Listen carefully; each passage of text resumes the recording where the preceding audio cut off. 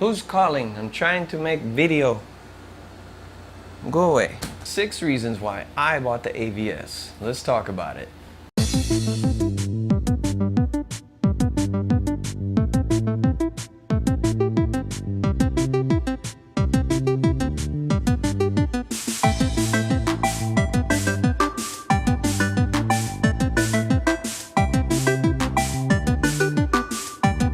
Number 6. One of the things that I really loved about the AVS, right out of the box, nothing I had to do, okay, was that it allowed you to do cheats. It has a complete download of all the game Genie codes. So as soon as you load in a cart, you get a menu, and on that menu, one of the options is Game Genie. I was like, okay, so I went in there, and it listed out all the codes and what they did, and all I had to do was just select each one, load it into the game, start the game, and there it was. And I thought that was really slick. That's not something that you can do on the original Nintendo. You can't do that with the NES Classic. And emulators, you can do it, but there's a learning curve. You have to know where to put the file, where do I get the file, what format, what permissions, what does it have to be named, how do I access it, etc., etc., etc. With the AVS, it was so simple. It was just right there in the menu, Game Genie codes. Oh, cool. I went in there, did my thing. Pretty sweet. All right, number 5. I do a lot of streaming of tournaments, which the Elgato, oh man, that thing failed on me the day I tried to stream, and I don't know if you guys were watching. I tried to, recover, didn't recover very well. Anyway, but when I do tournament streaming, it's really easy for me to switch the Elgato from an HDMI input to another HDMI input. So if I'm moving from an arcade running off a PC emulator, or an HDMI out from a PC, and then I run into a Nintendo game on the same tournament, then if I'm doing the original Nintendo, I have to go to, composite. And it takes a little time, you have to switch the inputs, and, but if they're both HDMI, I can run it through a splitter, you can use the same settings, and it's almost automatic. So it makes it a little easier. Probably doesn't affect a lot of people. I think for the average user, it would more so be effective that you can hook it up to the same TV, that's all HDMI, and you're just cycling through the HDMI. So it makes it a little bit more scalable, and you can hook it up to just about any TV. So, that was one of the really cool things that they did. So the fact that it's HDMI out, it's a lossless signal, it's digital, it's not analog like composite, so it's a lot clearer. So that's another reason. So that's 2, so we're on number 4. Number 4. The thing that I really liked about the AVS, that again, out of the box, didn't have to do any configuration, any learning curve, nothing, is I could actually hook up 4 controllers. It comes with 4 controllers on the front. So that means games like Super Spike Volleyball and Nintendo World Cup, like I have on the screen back here. You can play those with 4 people, so more of a party tournament environment, where you can actually run with 4 people. You can't do that with the NES Classic, just like the input changes. Well, I take that back. RetroArch, I think you can set the turbo button on the inputs. Yes, I think you can. Anyway, but that takes learning curve and know-how and fiddling.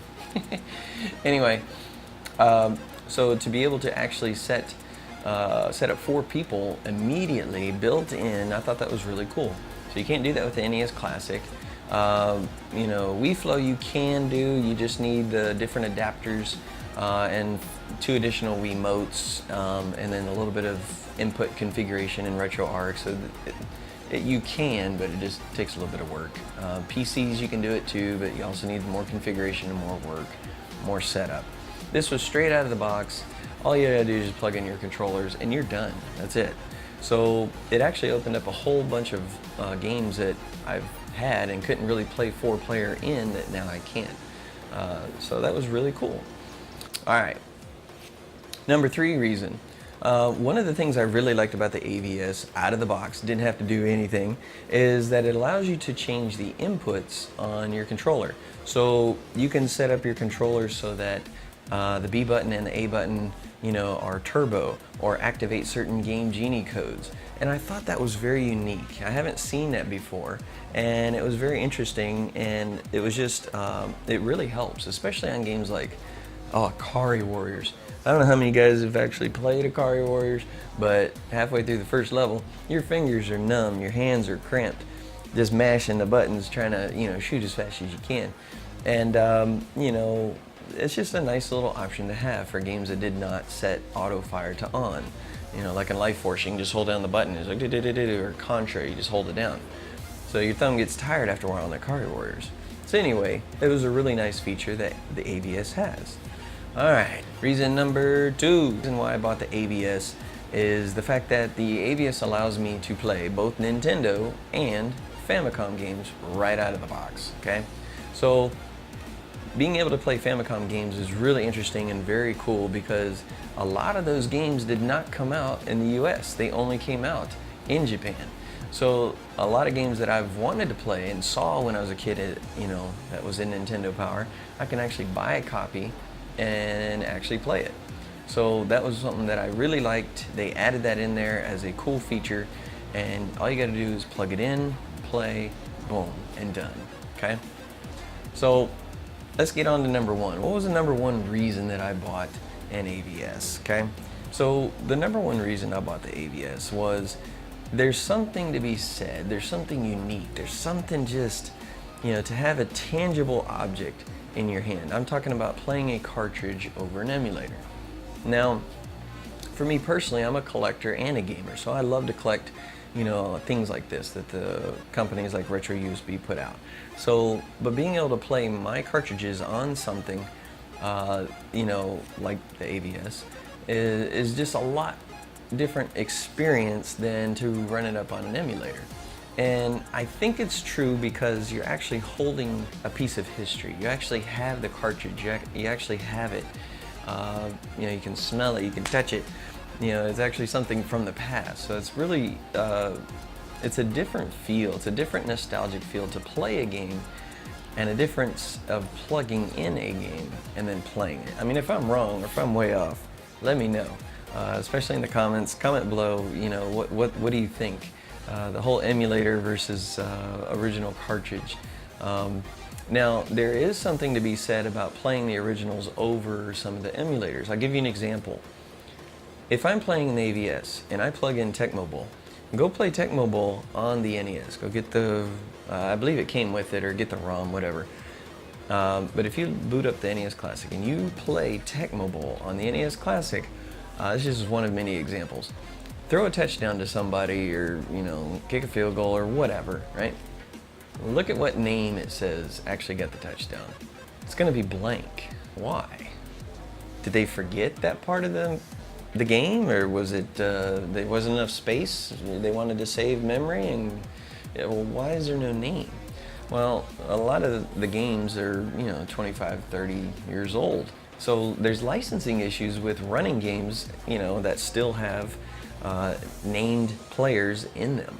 So when you're playing an emulator like the NES Classic or whatever, you'll notice that the names are missing. If I play it on the AVS and I have the original cartridge, I'm going to still see those names, you know. So when I run a, you know, touchdown, you know, with the New York Giants, you know, I'm going to see Joe Morris, or I'm going to see Bo Jackson or Lawrence Taylor make a tackle, or Phil Simms throw the pass, etc., etc.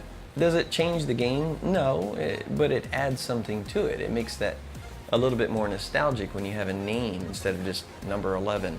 You know, there's just something a little bit more special about it. There's a lot of other examples. There's little color issues. There's some sound differences between emulators and things like that. Personally, I've been running the AVS for 2 weeks now, and I've put it through a plethora of my games, anything from Gauntlet to Super Spike Volleyball to Ice Hockey to Excite Bike, you name it. And the color and sound and you know, accuracy overall of the system is spot on. I would put it as high or even higher than the NES Classic. I think it's phenomenal. In fact, Mike Tyson is another great example. If you play Mike Tyson on the NES Classic, there's a video out on YouTube, I remember watching it. There's a guy who beats Mike Tyson every single year. He's been doing it since he was like 12 or something.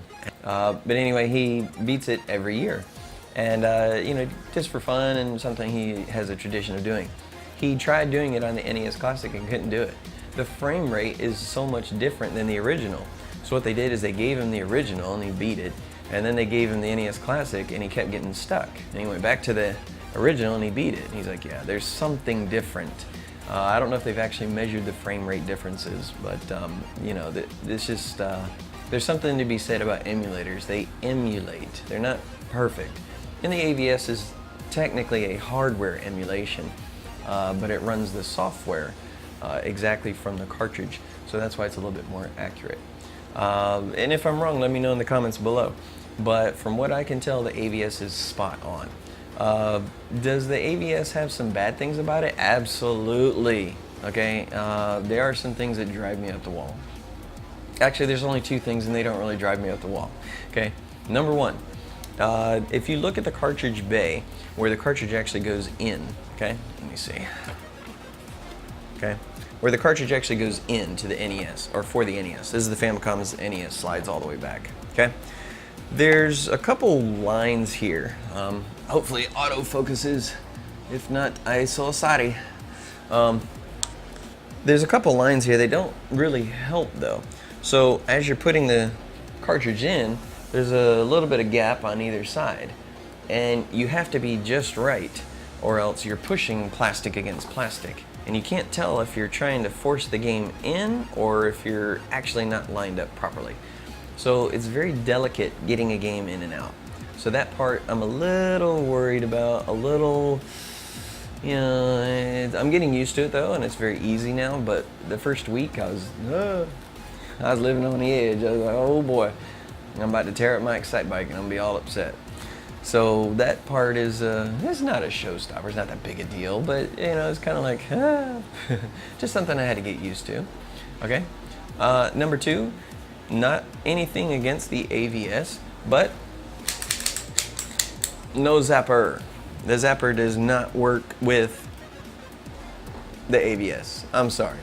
Neither does Rob. So if you're playing games like Hogan's Alley or Operation Wolf, or Gyromite. These games you have to use the controller. And it has nothing against the AVS because the Classic can't do it, emulators can't do it. It has nothing to do with the hardware or software. It has to do with the display, the timing of the display. The receptor in the Nintendo Zapper actually worked off of the same frequency, or was expecting the same timing based on the frequency of the old CRTs. The new LEDs and LCDs and the screens that we have now have a different timing, a different refresh rate, a whole bunch of differences. I'm not going to get into details, but the differences are enough that it doesn't matter what you do with the console, it's not going to fix that. So it's not really anything against the AVS, but it's not going to fix the problem that we already have. A lot of us can't play Zapper games. I keep an old CRT so that I can. Anyway, so that was another thing that I did not like. I was hoping maybe the AVS would fix that, but it has nothing to do with the AVS. Okay. Is there anything else that I don't like about the AVS? The price is a little high when you go to their site, RetroUSB.com, which I have no idea that I'm doing this video. Probably don't even know who I am. I only have 200 and something subscribers, and I love you guys. Tony does too, but they have no idea I'm doing this video. We pretty much do whatever we want. There's no sponsors, there's no nothing. We do this for fun, so get that out of the way. But it is a little pricey at $185. I think it would have been better priced at $140 or $120. $185 is it's just a little bit high. Even $100, would have been, obviously a lot better. But maybe their profit, I don't know. Anyway. So what else is there to say about the AVS? One thing I do want to end this video with, guys. The AVS, there's other options out there, and the reason I went with the AVS is because you can also do a high def mod, you can do an RGB mod, you can go get the NES Classic and get emulators, there's all these different options. The reason I didn't go with the high def mod or the RGB mod, which are phenomenal, you get crazy results. Those things look just as good as any emulator or the AVS. They are, very, very good looking. But if you do those mods to your system, then you can never use them for the Zapper either. So that was something I wasn't ready to do. I wanted to keep it as original as possible, and you know, I didn't want to lose any functionality. I'd want to get a different system, you know, for that. So I didn't do an HDMI mod. Plus, with an HDMI mod, not you only modify the original, but then you have to send it to a technician that's registered on the site that can actually do that kind of mod, whether it's RGB or, you know, high def. So I wasn't really ready to do that. So plus I want to be able to play my Zapper games. Anyway, that's pretty much all I had to say, guys. Please comment below. I had a lot to cover and a lot to talk about, especially emulators versus, you know, hardware emulation, and cartridges versus, downloaded ROMs, things like that. The AVS versus high def and RGB and things like that. What do you guys think? Was I crazy? You know, should I have done something else? Should I have just bought a different Nintendo and modified that one? Would it have been cheaper or better? So comment below. Let me know what you guys think. As always, thank you so much for watching the channel. You know, the number of subscribers I have without asking for a single subscriber is crazy. I never would have thought I had 200 and something. Anyway, we are doing a giveaway once I hit, me and Tony, once we hit 250, we're going to do a giveaway. So when that day comes, we'll do it. Anyway, guys, keep on gaming, and we'll see you next time.